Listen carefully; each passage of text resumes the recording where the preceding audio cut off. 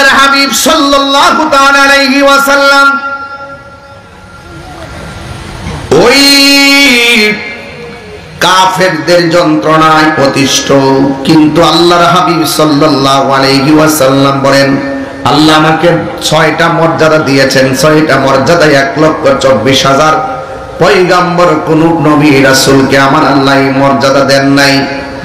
এর মধ্যে একটা মর্যাদা হলো আল্লাহ রাব্বুল আলামিন আমার জন্য এমন একটা মর্যাদা দিয়েছেন, যেই দিন জান্নাতের গেটগুলো লাগানো থাকবে, কোন মানুষ জান্নাতে যাবে না, কোন নবী জান্নাতে যাবে না, কোন রাসূল জান্নাতে যাবে না, সব গেটগুলো লাগানো। একমাত্র আমি নবী সর্বপ্রথম জান্নাতের গেটের মধ্যে টোকা দিব। জান্নাতের গেটের মধ্যে আমি টোকা দিব, ভিতর থেকে ফেরেশতা বলবে, কে? আমার নবী সেদিন বলবেন, আনা মুহাম্মদুর রাসূলুল্লাহ সাল্লাল্লাহু তাআলা আলাইহি ওয়াসাল্লাম, আমি হলাম আল্লাহর রাসূল।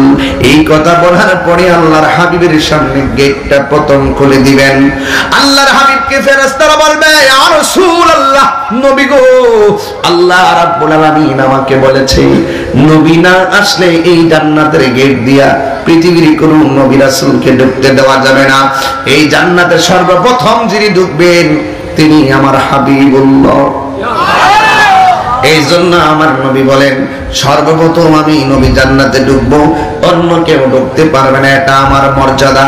2 নম্বর হলো আল্লাহর হাবিব সাল্লাল্লাহু তাআলা আলাইহি ওয়াসাল্লাম বলেন, 2 নম্বর মর্যাদা হলো সব নবীদের জন্য আমার আল্লাহ রাব্বুল আলামিন আলাদা আলাদা এরিয়া বানায় দিয়েছে।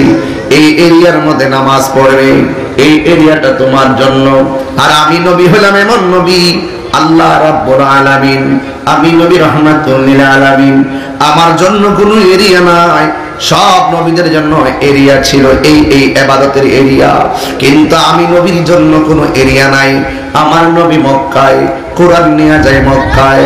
আমার নবী হেরা গুহায়, কোরআন নিয়ে যায় হেরা গুহায়। আমার নবী মদিনায়, কোরআন নিয়ে যায় মদিনায়। আল্লাহর হাবিব বলেন, আমি একমাত্র নবী যার জন্য কোনো এরিয়া নাই। আমার আল্লাহ রাব্বুল আলামিন আমাকে সবার চাইতে, সব নবী আর উম্মতের চাইতে যেই মর্যাদা দিয়েছেন, সেই মর্যাদাটা হলো আল্লাহ রাব্বুল আলামিন আমার জন্য, আমার উম্মতের জন্য গোটা পৃথিবীর জমিনটাকে আমার আল্লাহ মসজিদ বানায়া দিয়েছে। এই জন্য মসজিদে নামাজ পড়লে হয়, বিয়ের পারে যায় নামাজ পড়লে নামাজ হয়ে যায়, এরই ক্ষেত্রে আইলের মধ্যে বিছায় নামাজ পড়লে নামাজ হয়ে যায়, নৌকার মধ্যে বিছায় নামাজ পড়লে নামাজ হয়ে যায়। আজকে তো আমি মাগরিবের নামাজটা গাড়ির ভিতরে পড়লাম, ও যুবকের দল, গাড়ির ভিতরে নামাজ পড়লে নামাজ হয়ে যায়। এই যে মর্যাদা, এই মর্যাদা আমার নবী পেয়েছেন, পৃথিবীর কোন নবী রাসূল এই মর্যাদা পান নাই। 2 নম্বর গেল।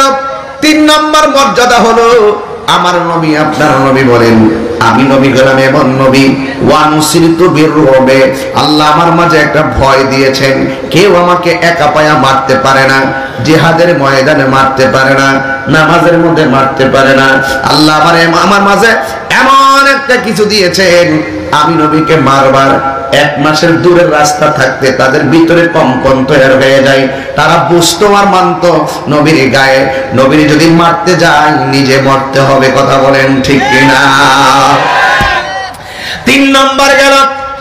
4 নম্বর হলো আল্লাহর হাবিব বলেন, আমি নবী এমন নবী, আনা খাতামুন নাবিয়্যিন লা নাবিয়্যা বাদি, আমি নবী হলাম শেষ নবী, আমার পরে আর কোন নবী আসবে না। আমি বুঝাইতে চাইতেছি আমরা কেমন নবীর উম্মত, এত মর্যাদাবান নবীর উম্মত হইয়া আমরা শ্রেষ্ঠ নবীর উম্মত হয়েছি, কিন্তু আমাদের কাজ নিকৃষ্ট হলে চলবে না, আমাদের কাজও শ্রেষ্ঠ হতে হবে। আল্লাহর হাবিব বলেন, আমার আল্লাহ রাব্বুল আলামিন আমাকে শেষ নবী বানাইছেন। আদম নবী বলতে পারবেন আমি শেষ নবী, ইব্রাহিম নবী বলতে পারবেন আমি শেষ নবী, জাকারিয়া নবী বলতে পারবেন আমি শেষ নবী, ইউনূস নবী বলতে পারবে না আমি শেষ নবী, দাউদ নবী বলতে পারবে না শেষ নবী। আমার নবী বলে আনা খাতামুন নাবিয়্যিন লা নাবিয়্যা বাদি, আমি নবী হলাম শেষ নবী, আমার পরে আর কোন নবী আসবে না। মা কানা মুহাম্মাদুন আবা আহাদিন মির রিজালিকুম ওয়ালাকির রাসূলুল্লাহি ওয়া খাতামুন নাবিয়্যিন। এই যুবকের দল, আমার আল্লাহ বলে আমার বন্ধু নবীরে শেষ নবী বানায়া পাঠাইলাম। আমার নবীও কয় আমি নবী শেষ নবী। এই জন্য বাংলার জমিনে একদল মানুষ আছে দাড়িওয়ালা, একদল মানুষ আছে টুপিওয়ালা, একদল মানুষ আছে মসজিদওয়ালা, মসজিদের ভিতরে দাঁড়ায়া দাঁড়ায় নামাজ পড়ে, কিন্তু আমার নবীর খতমে নবুয়ত মানে না, আমার নবীকে শেষ নবী মানে না। শেষ নবী মানা না মানার কারণে এরা নামে মুসলমান, হাকিকতে কাফের। কথা বলেন ঠিক কিনা? আমার নবীর পরে আর কোন নবী আসবে? যারা আমার নবীর শেষ নবী মানে না এরা কখনো মুসলমান হতে পারে না, ঠিক কিনা বলেন? এই জন্য আমি বারবার বলছি নবীর পরে নবী নাই, সংসদে আইন চাই। মাননীয় প্রধানমন্ত্রীকে আমি বলেছি, সব জায়গায় গেলে আমি বারবার বলি, এই জন্য বলি পার্লামেন্ট মেম্বার হওয়ার দরকার আছে, কারণ এই কথাগুলো পার্লামেন্টে বলার দরকার, এই কথাগুলো বলার কোনো মানুষ নাই। এই জন্য ধর্মীয় যত আলেম ওলামা দুই একজন প্রতিনিধিত্ব করার দরকার, কারণ আলেমরা থাকলে এলেমের কথা বলবে, রাষ্ট্রের সম্প্রীতির জন্য সব এমপি মন্ত্রীদের কথা বলবে। আর আমরা যারা আছি, যারা উলামায়ে কেরাম আছেন, দুই একজন সংসদে এমনি রাখার দরকার। এই জন্য তারা গিয়ে ধর্মের সম্প্রীতির কথা বলবে, যেইভাবে ধর্মটা সুন্দর থাকবে সেটা বলবে। এই জন্য মায়ের আমার, নবীর জাত এবং সিবতকে যারা অস্বীকার করে তারাও তিন বেলা ভাত খাইতেছে। আমার তো মনে হয় তারা বাহিরে ভাত খাওয়ার সুযোগ নাই।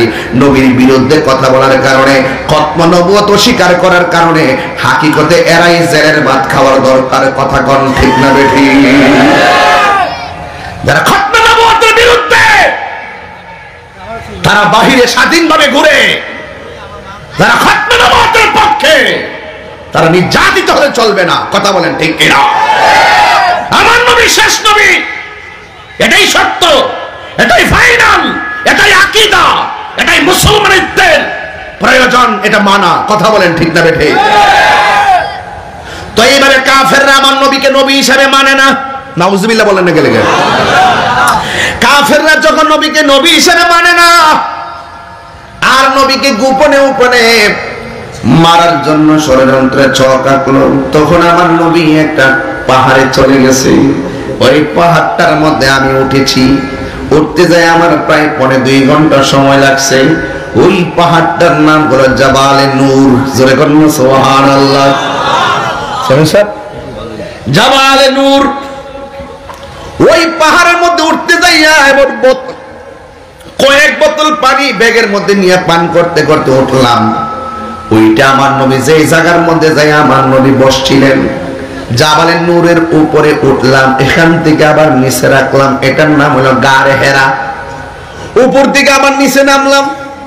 গারে হেরা পাহাড়ের ভিতর দিক দিয়ে ঢুইকা এমন একটা জায়গা, যে জায়গার মধ্যে আমার নবী যাইয়া বসছেন, আমার নবী যাইয়া ইবাদত করতেন, আমার নবী যাইয়া ধ্যান করতেন। ধ্যান।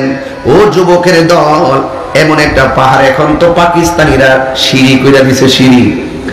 এই সিঁড়ি দিয়া উঠতে যাইয়া 2.5 ঘন্টা সময় লাগছে। আমি জোয়ান ফুলার একটু পরে পরে যাওয়া সিঁড়ির মধ্যে যাইয়া রেস্ট নিয়েছে। আর আমার নবী যেদিন উঠছে, ওই দিন তো পাহাড়ের মধ্যে কোনো সিঁড়ি ছিল না। ওই জায়গার ভিতরে আমার নবী যতদিন ছিল, আমার নবী কেমনে উঠলো?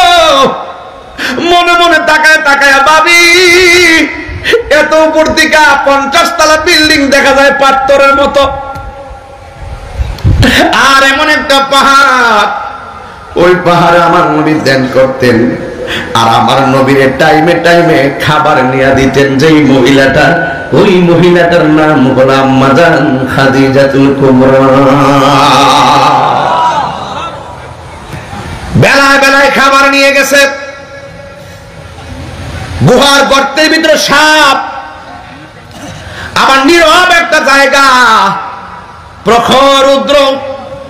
কতবার খাবার নিয়ে গেছে খাদিজাতুল কুবরা রাদিয়াল্লাহু তাআলা আনহা। এই জন্য যুবক, যখন আমার নবী হেরা গুহার মধ্যে ধ্যান করে, ওই মুহূর্তে আল্লাহর পক্ষ থেকে একজন দূত আসলেন, ফেরেশতা আসলেন, আয়েশা বলতেছেন ইকরা, ও বন্ধু আপনি পড়ুন। সুবহানাল্লাহ বলেন না, আপনি আপনার রবের নামে পড়ুন। আল্লাহর হাবিব সাল্লাল্লাহু আলাইহি সাল্লামের উপরে সূরা আলাকের 5টা আয়াত নাযিল হলো সেই পাহাড়ে। এই আয়াতটা কিন্তু সাধারণ কোনো পাতলা না, এই আয়াতগুলো অনেক ভারী। যেই কোরআনের আয়াত পাহাড় নিতে রাজি হয় না, পাহাড় থরথর করে কাঁপে আল্লাহর ভয়ে। কোরআন শুধুমাত্র পৃষ্ঠার লেখা না, এই কোরআন হাকিকতে আমার আল্লাহর কালাম। জোরে বলুন সুবহানাল্লাহ। লাউ আনসালনা হাযাল কুরআন আলা জাবালিন লারাআইতাহু খাশিআন মুতাসাদ্দিআন মিন খাশিয়াতিল্লাহ ওয়া তিলকাল আমসালু নাদরিবুহা লিন-নাসি লাআল্লাহুম ইয়াতাফাক্কারুন। এই কোরআন পাহাড় নিতে রাজি হয় না, এত ভারী। কিন্তু আমার আল্লাহ সেই কোরআনটাকে আমার নবীর সিনার মধ্যে ঢেলে দিয়েছেন। সুবহানাল্লাহ করে দাও। এত ভারী কোরআন, নবীর উপরে যখন কোরআনটা নাজিল হলো, আমার নবীর কপাল মুবারকটা ঘেমে গেছে। নবী যখন পসিনা মুবারক ঝরতেন, নবীর পসিনা মুবারক গুলো দেখতে পুরো মণিমুক্তার মতন চিকচিক চিকচিক করত। নবীর পসিনা মুবারক শিশির মধ্যে ঢুকাইয়া দিলে আতরের ঘ্রাণ করত। আমার নবীর এই পসিনা মুবারক রে বাজান, পৃথিবীর মানুষ, নবীর উপরে যখন কোরআন নাজিল হলো, আমার নবী দুঃখের কথা, কষ্টের কথা, ভয়ের কথা আর রহস্যের কথা অন্য কোন নারীকে বলতেন না।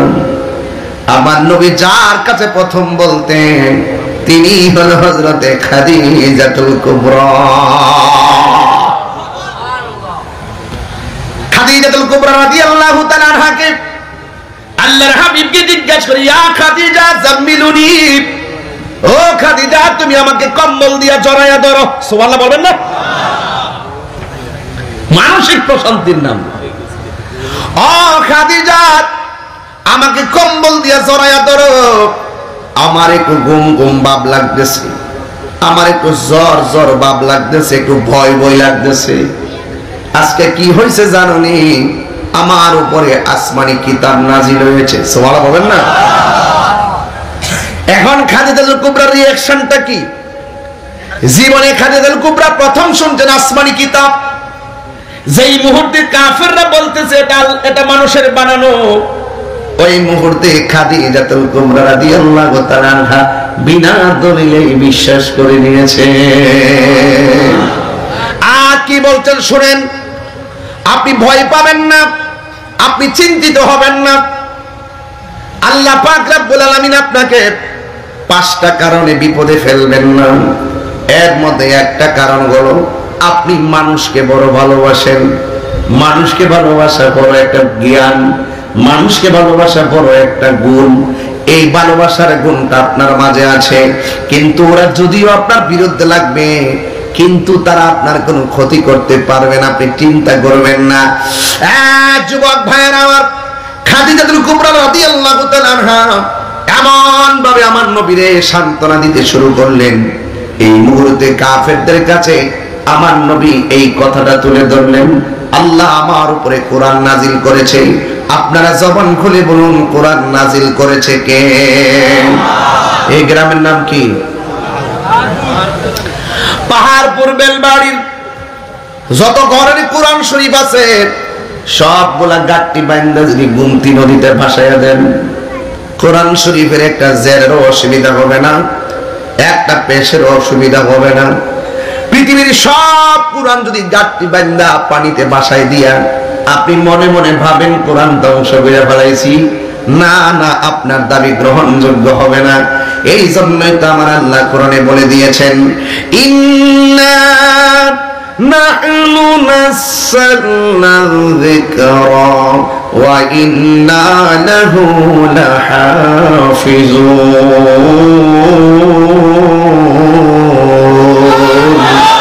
আল্লাহ রাব্বুল আলামিন বলেন, নিশ্চয় আমি কোরআনকে নাজিল করেছি, কোরআনকে হেফাজতের দায়িত্ব আমি আল্লাহ কাউকে দেই নাই।